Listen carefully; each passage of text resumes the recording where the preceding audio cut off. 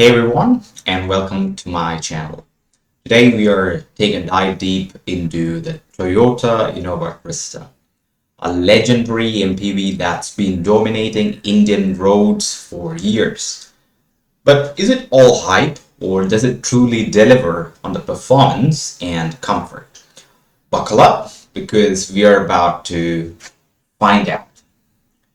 So today, um, I'll be talking about my Toyota Innova Crysta. It's a 2022 model with a new grille, and I'm going to share what I felt driving this car. So I will be talking more about the performance aspect, because that's what I would care in a car. Usually, the performance and comfort.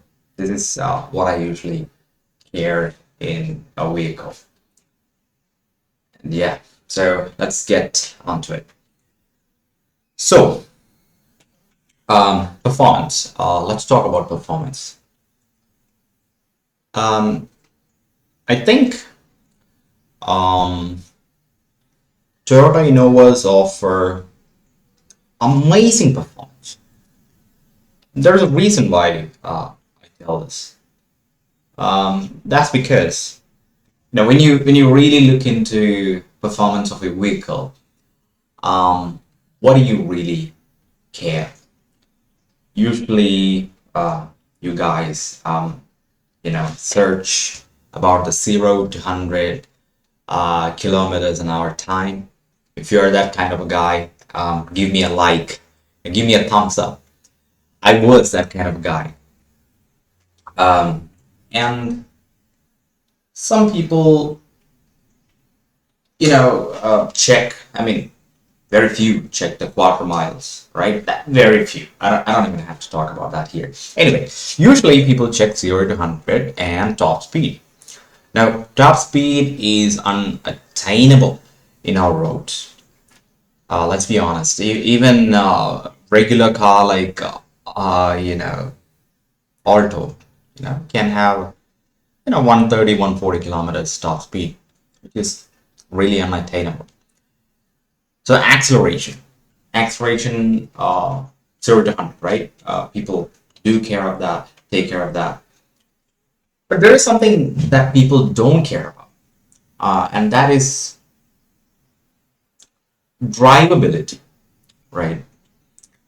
When I say drivability, what I really mean is, do we have power in all the areas of the RPM range? Do we have power at 1000 RPM? Do we have it at 1500? Do we have it at 2000? Right? These are the lower areas, and then you have the mid areas, and then you have the higher areas, right? So for some engines, like the higher areas are going to be really good. That's usually race cars. Honda Civic, the old one, petrol model, was such a car. Really good high end. Some cars have really good mid range. I think the Fiat MJDs are really, they have good, mid range. And some cars just have good low end, like the Mahindra Thar, for example, the Jeeps, right? They have really good low end. Now, talking about Innova Crysta, it's one of the few vehicles, I repeat, one of the few vehicles that has really good low end and mid range. And even high end is not bad for a diesel, right? We're talking about a diesel car. For usually for diesel vehicles, the top end performance is not what people really care about. And even for even being a diesel, it has relatively good top end too. I wouldn't say it's as good as a petrol car petrol car or race car, something like that. But you get my point. Amazing low end, amazing mid range, respectable high end. There are not many cars that come with all come with the performance level where you get the low end, mid range, and high end. So that's the best part about performance of this vehicle. And how does this translate to the street or the highways? Well, it's actually very easy to overtake any vehicle with an Innova. Like, let it be speeding vehicles, right? Let's imagine a vehicle. Let's take a Maruti Swift, for example. It's going at 80 kilometers an hour, 70 kilometers an hour, and you're not overtaking, right? Like, it's so easy. It's almost like effortless. That's the word I want to use. Effortless, right? It's always effortless. Go straight, right? And the automatic version. Usually, automatics are not really good for spirited driving, but the Toyota Innova's automatic torque converter is absolutely fantastic for that as well. It's not a fast, gearbox like the Skoda Octavias or the Volkswagen's, DSG, but just does the job amazingly well. And so, the first thing I felt after buying this car is how much of a power this has. And here's the second point. A lot of cars have very abrupt power. I mean, what I mean by that is they have a lot of turbo lag, and after that, the power comes, boom, it goes, right? And then again, when they slow down, they have this turbo lag, and then, right, that's the point. Now, it doesn't have, it has like zero turbo lag, literally zero. Maybe because it has a big engine, it has literally zero turbo lag. I've driven many cars, and most of the cars have turbo lags. Not the new ones, but most of them do have it. They've completely eliminated the turbo lag. Maybe it's more like lag rate. I wouldn't even call it lag, actually. So that's the point. So that's a performance part of it, right? You can overtake any vehicles, anything on the road, it's very effortless. That's the whole point. I mean, most cars can overtake any vehicles. I had a Maruti Sen, the old one, not the Estilo. Remember the old one, Sen. It's a fantastic car. You can overtake any cars on the road, literally. People who do have Sen, give me a thumbs up if you have a Sen, alright? It's a fast car. I would say it's one of the first, what do we call hot hatch, right? Okay, anyway. So, but with the Innova, it's so effortless. Like for most of the other cars, you need to change the gear. You need to, you need to be in the right RPM and right. VTEX higher in the range. But this is so effortless. It's like it goes, right? Okay, so I have a Skoda Octavia as well, and even that car, it's pretty effortless. But mind it, like it has more turbo lag than an Innova. So that's why I said this has virtually no turbo lag. So I'm comparing with Skoda as well. Can you believe this Toyota Innova Crysta, the new one, can actually beat a Mark 1 Skoda Octavia in a roll-on race, not in a 0 to 100 race. In 0 to 100, the Skoda will smoke a Toyota Innova without any problem. But the roll-on acceleration of Toyota Innova Crysta is so good. That's what I'm talking about, and it's a combination of the low-end, mid-range, high-end performance combined with a good gearbox. I wouldn't say it's the best, but it does the job, right? So that's the thing.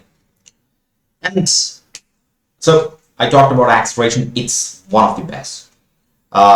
It will somehow, make you feel that it's more than what the paper says. There are cars where the paper says like 120 bhp, and when you ride the car, it doesn't feel like 90 bhp. And then there are cars where in the spec sheet it says 90 bhp, but when you drive the car, you feel, wow. The old Skoda Octavia 1.9 TDI is actually, it came with an 80 bhp first, I believe, in Europe. There was a non-turbo version. And then in India, we got the 90 bhp, the first one. That car was fast, actually. The 120 bhp Verna, if you have ridden it, got enormous turbo lag. And people who have ridden it do know. Floaty feeling. So, okay, anyway. Now the next thing, acceleration, we're done with acceleration. The next thing is speed. This car masks the speed like crazy. For example, if you're going at 80, like you get that beep sound when you reach 80, right? Like I quite often get it all the time, like beep beep. It's a nuisance actually. But it masks the speed so much, so good, right? I think, I don't know why, but it does mask the speed really good. If you're going at 100 kilometers an hour, triple digit speed, 6th gear, you feel like you're not even going at like 60, provided that it's a straight highway. Most of the other cars do feel when you go cross triple digit speed, right? Even if Sen was a very fast car, like quick, nimble car, when I reached when we used to reach like 85, 90 kilometers, you feel that you are going fast, right? Even KTM RC390, my bike, when you go at like 90, you feel that you're going fast. And in a way, you don't feel you're going fast. So you're very relaxed at 80. You don't even care. You're very relaxed at 120, actually. You don't even care, provided that the highways are pretty good. So these two things, good acceleration and good, speed masking ability, gives this vehicle an edge. And this is why, if you've noticed, we can see most of the Innovas on roads are going pretty fast. I'm not saying like super fast or anything, but about 80, so 70 to 80 kilometers an hour. Next time, notice this, okay? Most of them will be going pretty fast. Okay, now the next thing is comfort. Is it comfortable? I think it's said to be the most comfortable, car. It's said that even a person with a Porsche 911 or a Lamborghini, or a Mercedes, or BMW, or Audi, all of them do have an Innova in their home. And what's the reason for that? And I think most of the movie stars, like the top and A-listers in India, do have an Innova. What's the reason for that? It's really comfortable. When I say it's really comfortable, it's not. Don't get me wrong here. It's not a car-like comfort. It's another kind of a comfort. How do I say this?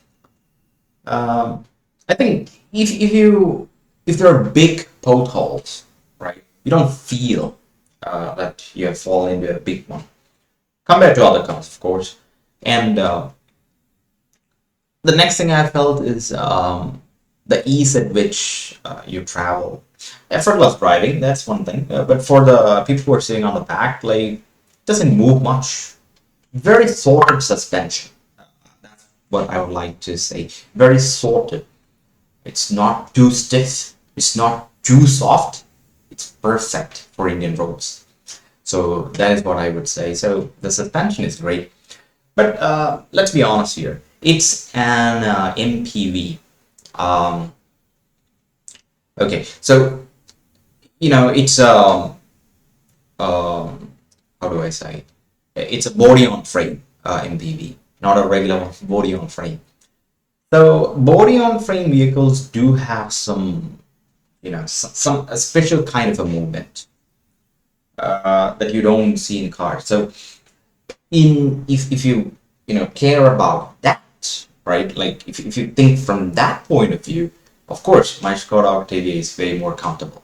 So yeah, these new things offer different types of comfort. Like you have a lot more space in an Innova compared to a Skoda or a BMW or Mercedes or anything like that. So you get that comfort. The next thing is that our roads are not really good for cars like BMW, Skodas, or all these because our roads are not perfect. Right? So for those kinds of roads, like Innova is much better. For example, if there is a bad patch, like and Innova will walk over it, overtaking all these cars that I mentioned, BMWs, Mercedes, anything.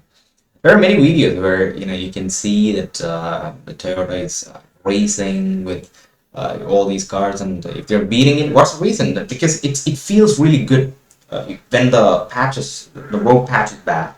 So that's one reason why it's comfortable. But you do have that MPV. Don't forget that you do have that MPV kind of. I mean, what do I mean by that? Like and body on frame MPV movement. You should get it. Now here comes the advantage of that, right? If you're going through a gut road or a bad road, I mean, you don't even feel the potholes. Like you're so confident that you can take over it. You will feel the confidence because it's a body on frame SUV, not an SUV as such. They say SUV, but an MPV. An MPV or SUV, I mean, don't make sense much. And I'll tell you the reason for this. The so-called fake SUVs with front wheel drives are not really, SUVs. A good SUV should be a four-wheel drive. There are not many, right? Four-wheel drives, except maybe Fortuner and a couple of them. And it should be a body on frame. Many of them are not body on frame, monocoque. So the SUVs that you hear now, they're not real SUVs. Forget about it, right? They're soft roaders actually. Anyway, let's come back to Anyway, so it's very comfortable, and it's a different sort of a comfort, but it's very comfortable. People love it, and this is why you see a lot of taxis and a lot of A-list actors buying it, even if they have very expensive cars. Right. Now, the next thing I want to talk about is the handling. The handling is not the best. The steering feedback is not good in the car. I mean, I am comparing, I might be comparing it with my Skoda Octavia. Skoda Octavia, steering wheel, steering feedback is on my. It's a sedan. I shouldn't be comparing, but I'm just comparing. It's a sedan, so it turns on my thing level. Is it really bad? I wouldn't say it's really bad, but it's not good either. That's a fact.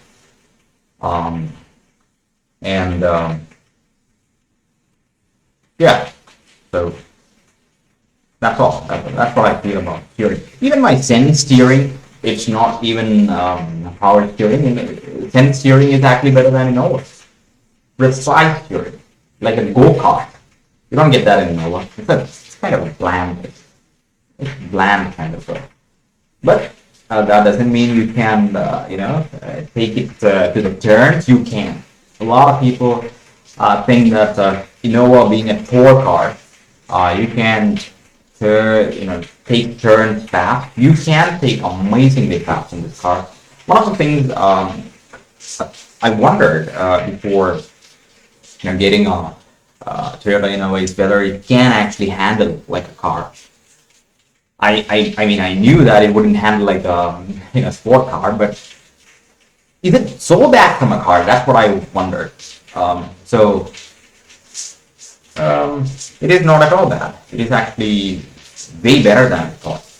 In fact, the Toyota Innova sales man, he said when I took the when I took the test drive, he said push it, not this speed, like push it, push it. Like I did tell my uh, you know feeling about updating, upgrading from a sedan to an MPV. It was so good.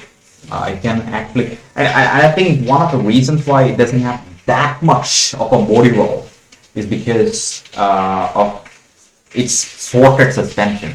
If the suspension were to be really soft, it would have, it would be a very bad car to handle. It would handle like a boat. But this car is the suspension is sorted, so it's not so stiff as well. So it's comfortable at the same time. It's not too soft, so you can take turns very fast too. No problem. Now it wouldn't go like a sport car, actually, apparently, but you get my point. Anyway, also it is the steering wheel. The steering feedback isn't as good as I wanted it to be. I wish it were like my Skoda's. It'd be much better. Skoda, like you can literally like you just move a little bit, the car turns. You have to move a little bit more in the Innova. I hope you get my point. So yeah, that's about it. And now the video is a bit long. All right. So if you really loved the review, I mean, it's not a review, it's a personal experience. So if you really loved it, hit the like button, as we say.